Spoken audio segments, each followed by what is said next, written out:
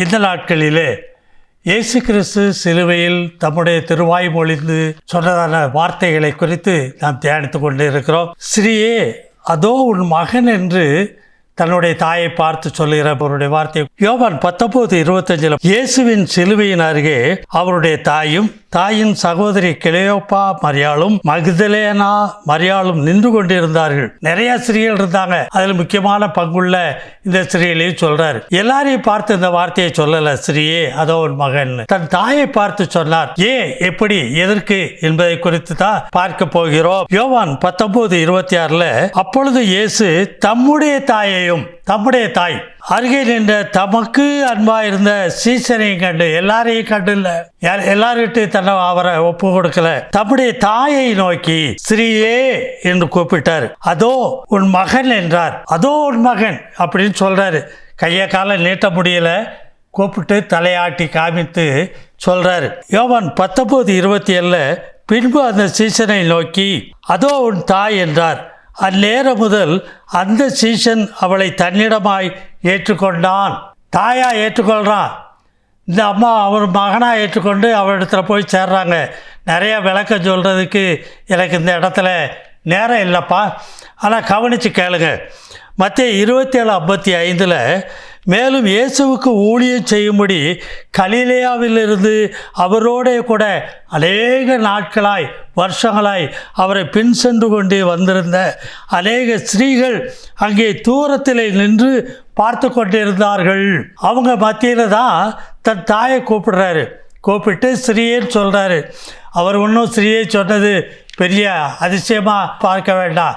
காணா ஒரு கல்யாண வீட்டிலையே அந்த அம்மா வந்து சொன்னாங்க, அப்பா, நீ அநேகரை கூட்டிக்கிட்டு வந்திருக்கிற சிஷ்யர்களாக உள்ள கல்யாண வீட்டில் திராட்சை ரசம் குறைவுபட்டு போச்சு, அங்கே இல்லை, தட்டுப்பாடாக இருக்குது, நீங்கள் உள்ளே போக வேண்டாம். அதான் அர்த்தம். அவங்க வந்து சொல்லும்போது தான் அவர் அங்கே சொன்னார், ஸ்ரீயே, உனக்கும் எனக்கும் என்ன வார்த்தையை கவனிங்க. நீங்கள் கையில் வச்சிருக்கிற வேதத்தில் சொல்லப்பட்டிருக்குது.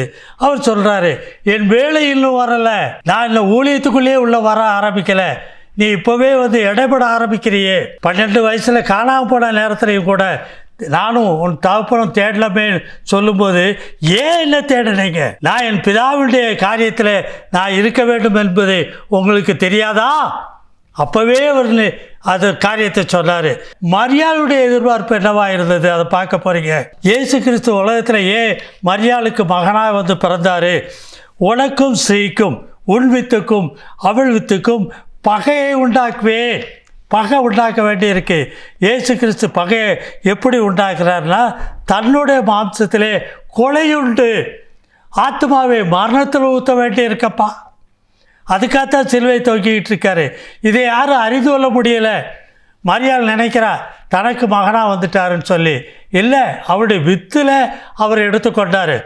அவருடைய வயிற்றில் சுமந்து பிறக்கும்படிக்கு அவர் வித்தாய், ஸ்ரீயின் வித்தா வெளிப்பட்டார்.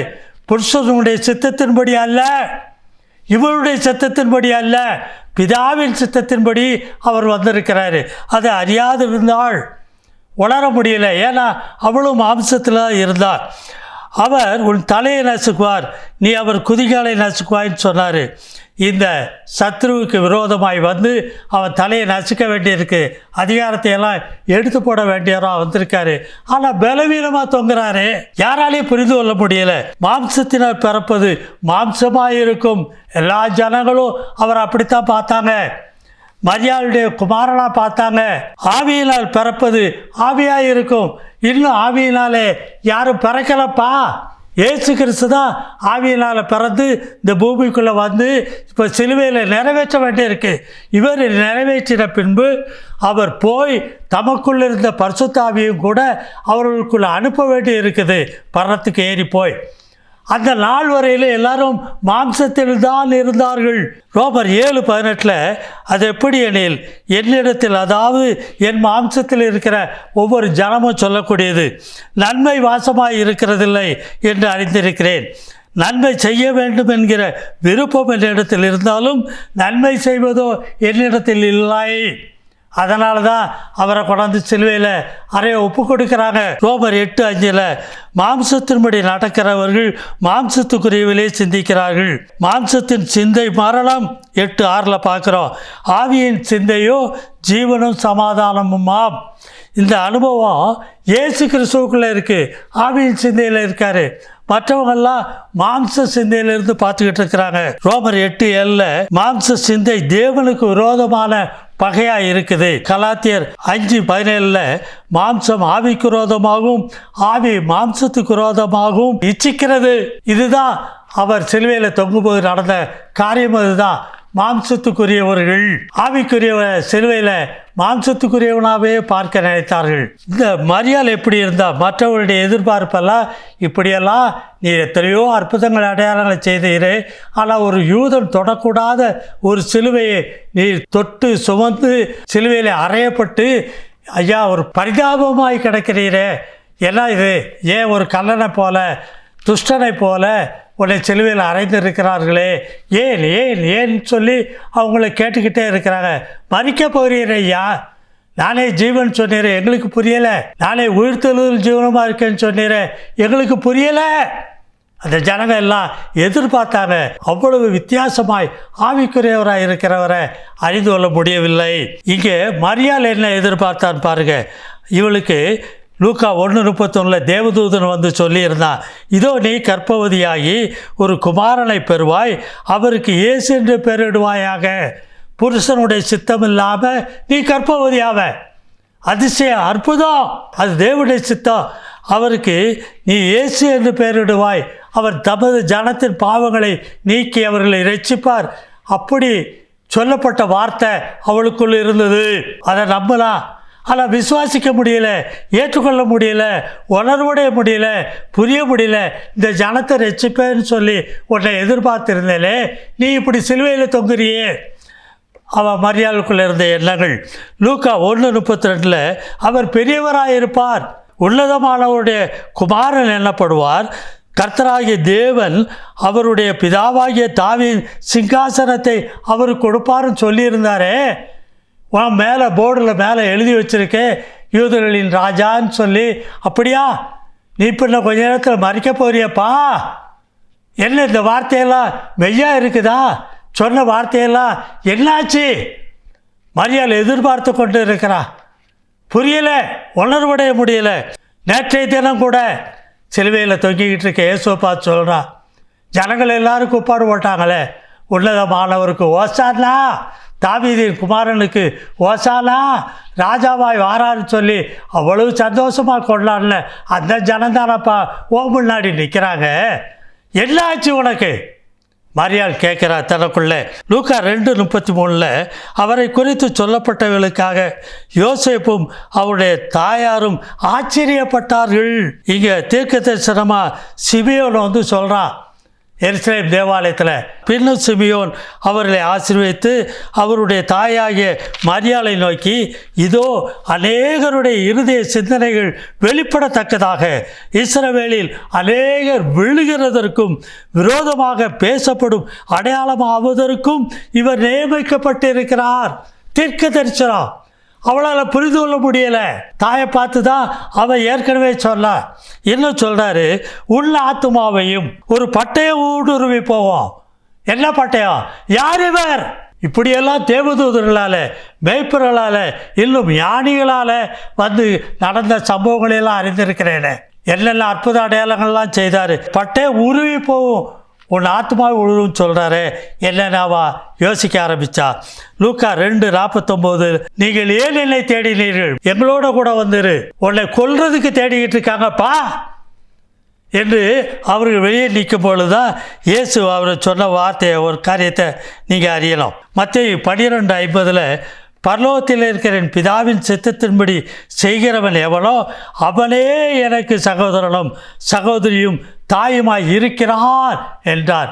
ஆனால் பிதாவின் சித்தம் இல்லை, அதை இயேசுவின் தாயால் புரிந்து கொள்ள முடியல, அவருடைய சகோதரர்களாலும் அறிந்து கொள்ள முடியவில்லை. இயேசு ஒரு காரியத்தை குறித்து அங்கே சொல்ல போகிறாரு. இயேசுவுக்கு அன்பாக இருந்த சீசனம் எப்படித்தான் இருந்தான்னு பாருங்கள். யோவான் 13:22 இருந்து 25 வரையிலும் வீட்டில் வாசித்து பாருங்கள். அப்பொழுது யாரை குறித்து பேசுகிறார் என்று சீஷர்கள் ஐயப்பட்டு ஒருவர் நோக்கி பார்த்தார்கள். அவர் கடைசி பந்தியில் இருக்கும் பொழுது, ராப்போஜனத்தில் இருக்கும்போது அவர் சொல்கிறாரு, உங்களில் ஒருவன் என்னை காட்டி கொடுப்பார் அப்படி சொல்கிறாரு. அந்த சமயத்தில் இயேசுவுக்கு அன்பாக இருந்த ஒரு சீசன் என்ன செய்கிறான் பாருங்கள், இயேசுவின் மார்பில் சாஞ்சிக்கிட்டே இருக்கான். காது கொடுத்துக்கு இதெல்லாம் கேட்டானா என்னமோ தெரியாது, ஆனால் சாஞ்சிக்கிட்டு அப்படியே இருக்கான். கவலையே இல்லை, யார் காட்டி கொடுப்பான்னு அவன் கேட்க துணியலை. ஆனால் யாரை குறித்து இப்படி சொல்லுகிறார் சொல்லி சீமோன் பேதுரு அவனுக்கு சைகை காட்டினான், கேளுப்பா இயேசுவிட்ட கேளுன்னு. அப்பொழுது அவன் கேட்க ஆரம்பிக்கான், ஆண்டவரேன்னு சொல்லி. பார்த்தீங்களா எப்படிப்பட்ட சீசன் பாருங்கள். அவனும் வந்து சிலுவை அண்டையில் வந்து நிற்கிறான். யோவான் 20 அதிகாரம் 1-10 வரைக்கும் வாய்ச்சிங்கன்னா மகதலேனா மரியாள் அங்கே நிற்கிறா. கல்லறையில் கல் புரட்டி போட்டிருக்க கண்டு அவள் இயேசுவை காணும்னு தேடுறா.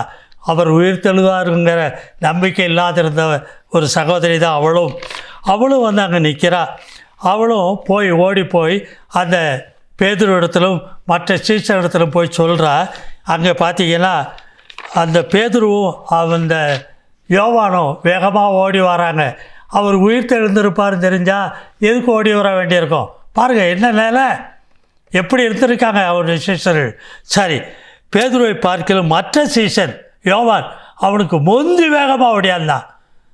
ஹலோ, கல்லறையில் இயேசு சரீரத்தை காணும்னு உயிர்த்தெழுதலை குறித்து உள்ள எண்ணங்கள் நம்பிக்கை இல்லை. அப்போது ஒரு ஸ்ரீனுடைய சத்தத்தை கேட்டு மகதலேனால் மரியாளுடைய சத்தத்தை கேட்டு, ஐயோ அது சரீரத்தை யாரோ தூக்கிட்டு போயிட்டாங்க. ஸ்ரீனுடைய ஸ்ரீக்கு முன்னால் மறுதளித்த பேதுருவும் இந்த ஸ்ரீனுடைய இந்த வார்த்தையை கேட்டு இவனுக்கு பின்னால் ஓடி வந்த யோவானும் பேதுருவுக்கு முன்னாலே ஓடி முந்தி கல்லறை இடத்துல வந்து உள்ளே விட்டு பார்க்காங்க.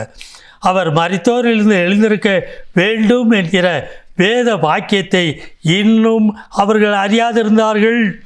பின்பு அவர் அந்த சீசர்கள் தங்களுடைய இடத்திற்கு திரும்பி போனார்கள். ஐயோ யாரோ களவாடிட்டு போயிட்டாங்க, தூக்கிட்டு போயிட்டாங்கன்னு.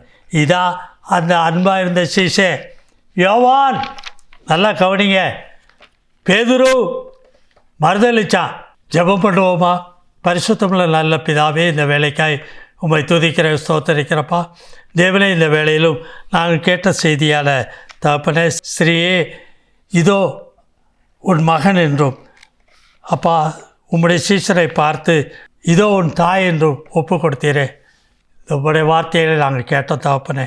எவ்வளவாய் அவர்கள் மாம்சத்தில் இருந்தார்கள், மாம்ச பிரகாரமாய் இயேசு கிறிஸ்து உபதேசித்த உபதேசங்களையும் அவர் தீர்க்கதரிசனமாய் சொல்லியிருந்த வசன வார்த்தைகளையும் அவர் பூமிக்கு எதுக்கு வந்தார் என்பதை குறித்தும் அவருடைய உயிர்த்தெழுதலையும் அவருடைய ஜீவனை அறியாத பட்சத்தில் அவர்கள் எல்லாரும் மறுதளித்து ஓடிப்போனதையும் பார்க்கிறோமே. அப்பா, இந்த வேளையிலும் தகப்பனே நாங்கள் எப்படி இருக்கிறோம் என்பதை அறிந்து மனம் திரும்பத்தக்கதாக எங்களுக்கு உதவி செய்யும். நாளிலும் அப்பா அவருடைய வார்த்தையை கேட்டு அவருடைய சித்தத்தின்படி செய்கிறவன் எவனோ, அந்த வார்த்தையின்படி நடக்கிறவன் எவனோ அவனே எனக்கு தாயும் அவனே எனக்கு சகோதரனும் சகோதரியுமாக இருக்கிறார் என்று சொன்ன அந்த வார்த்தையை எங்களுக்குள் நிறைவேற்றிக் கொள்ளத்தக்கதாய் தகப்பனே எங்களுக்கு உதவி செய்யும். ஆசீர்வதியை பலப்படுத்தும், முற்றிலுமாக எங்களை காத்துக்கொள்ளும். கர்த்தரும் அருமையற்றவருமாக இருக்கிற இயேசு கிறிஸ்துவின் மூலம் ஜெபங்களும் ஜீவனுள்ள நல்ல பிதாவே, ஆமென்.